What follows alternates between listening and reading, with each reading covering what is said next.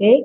Assalamualaikum warahmatullahi wabarakatuh. Good afternoon, the honorable participants and also presenters of the Second International Conference on Language and Literature Preservation, celebrating Mother Tongue Diversity. So let me present in brief our current research entitled Bridging Generations, Preserving Japanese Culture Through Modern Children's Stories. This research is conducted by me, myself, and also my colleague from the same university, from Universitas Katolik Widya Mandala, Surabaya. And also the other researcher is our colleague from Seattle Pacific University, Judy Antila. Okay, so the background of conducting this research is that the development of digital technology globally has an impact on the preservation of local culture, especially Japanese culture. And contemporary children's storybooks are a potential medium to transmit Japanese cultural values to the younger generation. This study employs or applies the literary cyber pragmatics because this book is printed and in printed book and also ebook or electronic book. So that's why we use the literary cyber pragmatics as the approach to conduct this research. And the literary cyber pragmatics is used to analyze the communication strategy and also representation of Japanese culture in the context of digital media. And this approach allows for in-depth research on how children's literary texts adapt and preserve Japanese cultural values through digital communication mechanisms. And the aim of this study is to identify the representation of Japanese culture in contemporary children's storybooks and analyze pragmatic strategies in the transmission of cultural values through literary text. Thus, the findings are expected to be the basis for the development of an effective Japanese cultural preservation model through digital literary media. This research uses the descriptive qualitative approach with mixed research methods combining text analysis and also in-depth interviews and cyber pragmatic studies. And the source of data of this research is a contemporary children's storybook entitled Anya's Friends, 100 Missing Roses by Indriani Susila Ningtyah. The source of data was chosen because this storybook contains an explanation of Japanese cultural values conveyed in a contemporary context. So the data from this book is relevant to the purpose of this research. And the data collection technique is a documentation method, which is carried out by collecting speech and text that contains elements of Japanese culture. And then the data collected is classified according to the types of cultural elements. Another data collection method applied in this study is conducting in-depth interviews with the author and also the readers. And the readers is categorized into two readers, the child reader and also the adult reader. And this is the cover of the book that we use as a source of data. This book contains 14 chapters. This book is a story about a 10-year-old girl named Anya Mahira, who is from the Japanese family, and she was described as a little bit stubborn girl, but she is kind-hearted and also an animal lover. So that's why she has so many friends. And the story is also about how Anya, how the author tried to describe about the Japanese culture through Anya, who lives in this digital context. I mean, in this nowadays. So that's why this book has like a Japanese cultural preservation in all chapters of this book.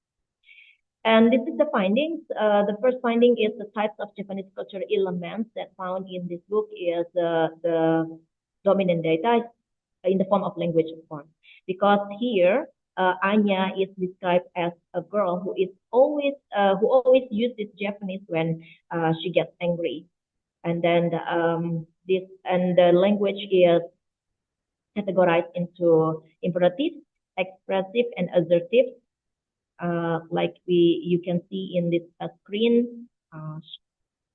The first example is that when Anya gave a protest to her father because her father puts the birds in the cage, as also a tradition of Japanese men who like birds. And Anya doesn't agree about that because she believes that birds must be free. And it is also related to the second one, the expressive. Anya had already been given a book about animal lovers, yet her father puts the birds in the cage. So that's why she thinks that her father is not uh, doesn't love animals. And the adjective is used to describe or expressing opinion because in this case, in the example, Anya was doesn't agree about the birds put in the cage, so she uses a definite to deliver a protest. And the other elements, Japanese cultural elements found in this contemporary storybook is food. Food is divided into three categories. Meals like soto ayam. In this case, the author described what is soto ayam in this book, and also snacks, sausage solo. Sausage solo used here because the context of this story is in Solo. It's one of the cultural city in Central Java.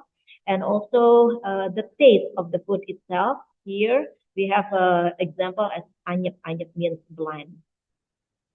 Next, the other elements, Japanese cultural elements introduced by or internalized by the author to the readers in this book is music. This is the example, the Japanese classical music kelenengan, which uses the music instruments from gamelan, and also the introduction of the traditional vehicles called pedicab or becak, and also the manner. The manner here is the tradition of saliman or salim, when the younger people or younger person kiss the back of the hand of the older person to show the respect. And the other finding is how the authors, or what kinds of pragmatic strategies used by the authors to preserve Japanese culture in this book. So she uses the assertive speech act. The assertive speech act here are used to describe about the Japanese tradition here. So in this case, the readers who are not Japanese will understand what is the meaning of such words and also what is the meaning of such terms like that. And about the expressive speech act, it's used whenever the main character here give a protest in the form of swearing and expressions in anger in Japanese. And also directive speech act here is described by the author when the other kid character in this book try to follow the tradition or the manner of the Japanese kids by doing the salim or kissing the back of the hand of the older person. This research has already described about the main findings. It's the pragmatic strategies used by the author to internalize or to introduce the Japanese culture element by using the assertive, expressive, and directive. And the most dominant data found in this book concerning about the Japanese cultural element is a form of language. And the other element which is also widely found is food, because cultural preservation through the introduction of traditional food or cuisines is one of the most important efforts made, because people generally consider culinary as an inseparable part of a custom and also life. But also there is a challenge by introduction the Japanese element, cultural elements. It can be found in the elements of music, manners, and vehicles, which is not really much in this book. It's because the plot is in the contemporary children's story book, so it must be in harmony with the development of the time. So that's why it is not easy to compete with the modern vehicles and also the contemporary music, because maybe nowadays younger generation knows about K-pop, but they don't know about the kelenengan, for instance. And nevertheless, the author still tries to introduce the traditional Japanese music and vehicles in the plot of her story. And interestingly, traditional music was introduced in the context of a family that still loves Japanese music and still plays it in the house daily so that the children and the family also get to know the traditional music. And the other one, cultural internalization related to manners is also quite challenging because the characters in the storybook have different cultural backgrounds. Some kids in this book is described as having a Western cultural background, and then also the author described about a little bit element of culture of India because she has been living in India for more than 10 years. So that's why she also introduced a little bit about Indian food and some names there also. The integration, we come to the conclusion now. The integration of Japanese cultural elements into modern children's literature represent a promising approach to cultural preservation and intergenerational transmission of values. So this research has demonstrated that contemporary storytelling can serve as an effective bridge between traditional Japanese wisdom and the modern generation's preferences and learning styles. And the study also reveals that successful adaptation of Japanese cultural elements requires a delicate balance between maintaining cultural authenticity and embracing modern narrative techniques. And the success of these efforts will largely depend on continued support from educational institutions, cultural organizations, and the broader community. And last but not least, we also give us a little bit suggestion about the further research on cultural internalization through digital media that can be carried out with the other approach, like a social-linguistic and ethnographic communication approach that examines the use of language in digital media related to the speech community. I think that's all my presentation. Thank you very much for the time given to me.